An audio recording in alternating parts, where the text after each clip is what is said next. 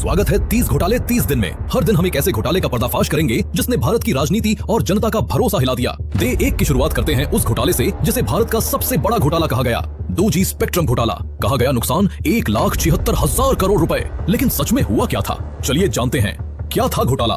साल 2008 में सरकार ने मोबाइल कंपनियों को 2G स्पेक्ट्रम यानी मोबाइल नेटवर्क के लाइसेंस बांटे, लेकिन नीलामी करने के बजाय इन्हें पहले आओ पहले पाओ नियम से दे दिया गया। सबसे बड़ा सवाल, ये लाइसेंस 2001 की कीमत पर दिए गए, जबकि 2008 तक मोबाइल और टेलीकॉम सेक्टर की कीमत कई गुना बढ़ चुकी थी। यानी देश को भारी आर्थिक नुकसान हुआ और कुछ कंपनियों को जबरदस्त फायदा मिला।